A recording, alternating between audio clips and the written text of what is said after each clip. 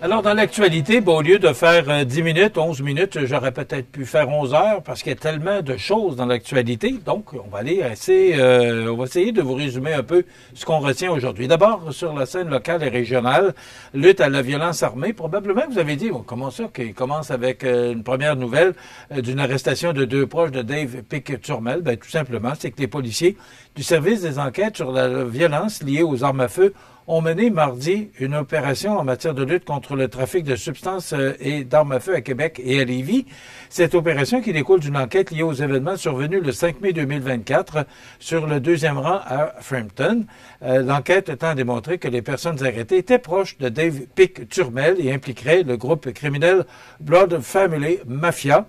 Mais ce qu'on retient, c'est qu'au cours de cette opération, ils ont procédé à l'arrestation d'Édouard de Beaumont, 23 ans, de Cap-Saint-Ignace, alors qu'il se trouvait à Québec, et de Philippe-Antoine Blais, 24 ans, à sa résidence de Lévis. Donc, ces derniers qui devaient comparaître mercredi matin en lien avec du trafic et de la possession en vue du trafic de substances, du trafic d'armes à feu prohibées et de la possession en vue de trafic d'armes.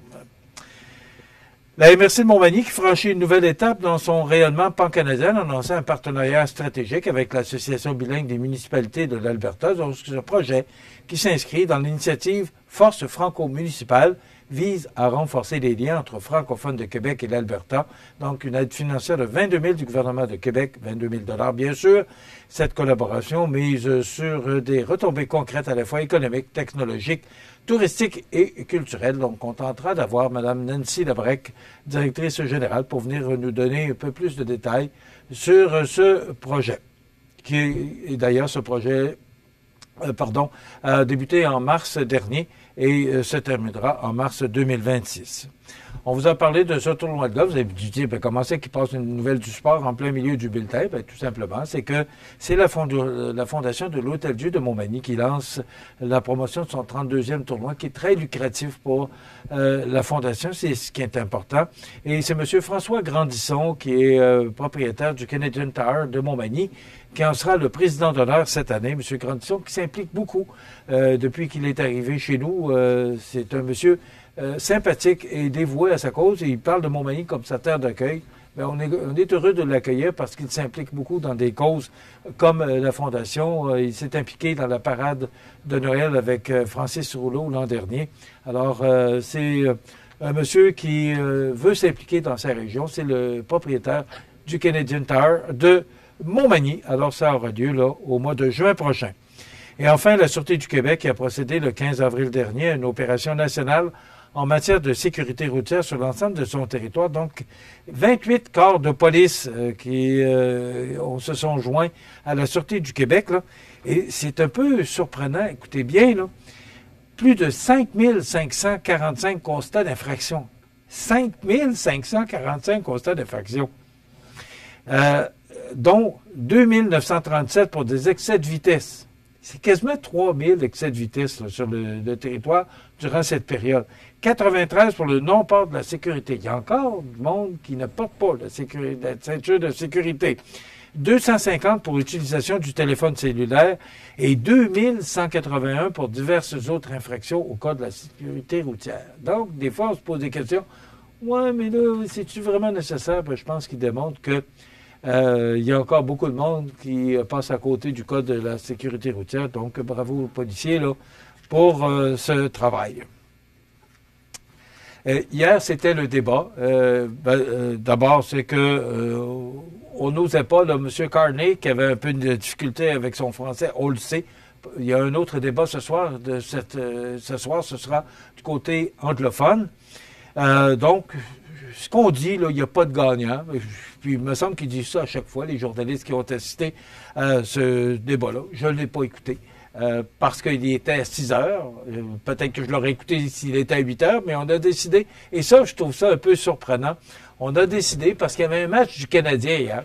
Moi, je me demande comment ça a été perçu à la grandeur du Canada, parce que les Canadiens jouaient hier, il y avait besoin d'un point pour passer la barrière et se rendre dans les séries éliminatoires. On a décidé de déplacer le débat de 8 heures à 6 heures pour permettre aux gens de pouvoir écouter le match canadien. je sais pas, il me semble que ça enlève un peu d'importance à ce débat-là. En passant, les Canadiens ont gagné contre les Hurricanes de Caroline et ils vont affronter les Capitals de Washington. On ne connaît pas la date, là, mais les séries commencent le 19 avril, samedi. Je ne sais pas si le Canadien va jouer, mais en tout cas, ils vont l'annoncer là, au cours des prochains jours. Mais j'ai été un peu surpris de voir qu'on avait déplacé le débat. Puis aussi, ce que je retiens, c'est que le Parti vert devait faire partie du débat. Et hier matin, on a décidé que non, ils n'étaient pas là. Alors ça a changé toute la donne pour les chefs parce que comme il y avait un autre chef du Parti vert qui devait être là, ben ça donnait moins de temps pour les autres. Alors ça veut dire que tout le monde, tous les partis ont dû ajuster pour penser qu'ils auraient plus de temps d'antenne. Il y a une commission qui s'occupe, moi j'apprenais ça récemment, il y a une commission qui s'occupe, qui s'appelle la commission des débats, qui est là pendant 4 ans pour assurer qu'il y a un débat qui va se présenter quand il va y avoir des élections. 4 ans pour organiser un débat. En tout cas, c'est ce que j'ai compris dans cette formule-là. Et pourtant, on change d'idée à quelques heures d'un débat, mais on a 4 ans pour... Les maternelles, 4 ans, s'essoufflent, c'est ce qu'on entend. Vous savez que c'était un projet très important pour le premier ministre Legault. Ce qu'on entend, c'est que le déploiement des maternelles 4 ans s'essouffle dans certaines régions, comme sur la Rive-Sud de Québec. On est concerné par ça. Le nombre de classes diminuera même de moitié l'an prochain. C'est ce que Geneviève Lajoie nous apprend du Journal de Québec. Et des parents qui vous prévoyaient envoyer leurs enfants de 4 ans à l'école de quartier en septembre vont déchanter. L'engagement fort de François Legault a du plomb dans l'aile. Il avait mis son siège en jeu, on s'en souvient, avec cette promesse. Le gouvernement a déjà reporté de 4 ans son objectif d'ouvrir 2600 classes. Et il y a toutes sortes de raisons qui font que ça pourrait diminuer, mais principalement, c'est le manque de place. Et aussi, on le dit pas, M. Legault ne veut pas dire qu'on est en période d'austérité, mais pourtant, on coupe partout. Ça ressemble étrangement à ça. Et hier, on avait, la cote du Québec était 2A-, et ce matin, on est A+. Alors, si on a besoin d'emprunter, et comme c'est prévu parce que on en est, et c'est principalement parce qu'on a une deuxième année d'un déficit record, ça va nous coûter plus cher d'emprunter si on a besoin d'argent. Mais comme on fait un déficit, il est fort possible qu'on soit obligé d'emprunter parce qu'on va avoir besoin de fonds de roulement pour continuer à financer l'appareil gouvernemental. Excusez-moi. Donc, c'est pas une bonne nouvelle qu'on a appris hier. On a entendu le ministre Girard hier qui dit qu'il connaissait un peu vers quoi la tangente s'en allait pour la cote de crédit, mais qu'ils ont fait des choix et que ce seraient les bons choix. M. Girard est sûrement plus compétent que moi en la matière, mais quand même, la cote de crédit qui a baissé hier de 2A- à A+. Parlant de ça, la Banque du Canada, hier, qui a décidé de ne pas bouger. Alors, on a gardé le taux directeur de 2,75. Je pense que c'est une bonne décision, mais ce que j'entendais hier des économistes, on pourrait justement, le gouverneur du Canada a peut-être pensé regarder la situation, parce qu'avec tout ce qui se passe actuellement, là, les avancées de M. Trump et les reculs de M. Trump, la Chine, ce qui se passe avec la Chine actuellement, et d'autres pays, là, alors, ça crée de l'incertitude un peu partout. Alors, ce qu'on veut voir, c'est qu'on ne veut surtout pas relancer l'inflation ou augmenter l'inflation.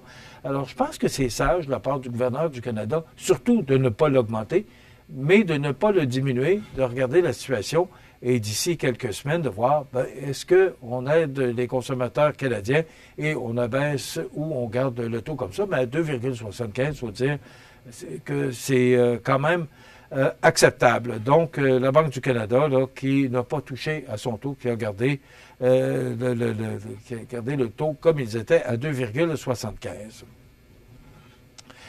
J'apprenais sous la plume de Stéphanie Martin dans le Journal de Québec ce matin qu'il y aurait un beau projet pour la ville de Lévis qui lance une étude de marché pour analyser le projet d'amphithéâtre multifonctionnel de 3 glaces et de 5 000 à 8 000 sièges. Je suis surpris de voir cette annonce-là. mais c'est parce qu'on pourrait accueillir des spectacles en plus d'avoir des glaces pour le hockey. Puis il y a déjà le Centre Onco qui a 2 glaces, là, qui sont quand même bien organisés à Lévis. Mais là, ce que M. Lehouillier parle, c'est d'un projet de 50 à 60 millions et qui pourrait accueillir, oui, du sport sur glace, mais aussi des spectacles. M. Lehouillier qui quitte, qui ne renouvelle pas son mandat. Alors, c'est là que j'ai été un peu surpris qu'il fasse cette annonce. Et là, c'est le groupe Mallette là, qui a été mandaté pour réaliser une étude de marché, à savoir est-ce que ce serait viable d'avoir un tel projet dans la ville de Lévis, mais c'est probablement le prochain conseil municipal qui aura jonglé avec ce projet, savoir est-ce qu'il est réalisable. Donc, ce sera intéressant de suivre ça, mais je trouve que c'est un beau projet. On ne peut pas dire autrement que c'est un beau projet pour la région de Lévis. Il y a beaucoup d'autres choses dans l'actualité et on pourrait parler là, de ce qui s'est passé, ce qui se passe au niveau des élections, parce qu'il ne reste que quelques jours pour les élections fédérales. Vous savez que le vote par anticipation, c'est en fin de semaine et le vote, attendez un petit peu, il me semble que c'est ça, le vote par anticipation, c'est ça, c'est en fin de semaine. Pour plusieurs, c'est au sous-sol de l'église Saint-Thomas et le vote aura lieu le 28 avril prochain. Donc, si vous voulez absolument, vous ne pouvez pas être là le 28 avril, bien, vous pourrez voter en fin de semaine. Vous pouvez avoir l'information sur les sites là, qui sont appropriés en conséquence. Parlons santé avec Daniel Lachance, c'est ce qu'on vous propose demain. Et on ira se rendre au Québec pour visiter une autre télé régionale. Ça complète l'actualité pour aujourd'hui. À demain.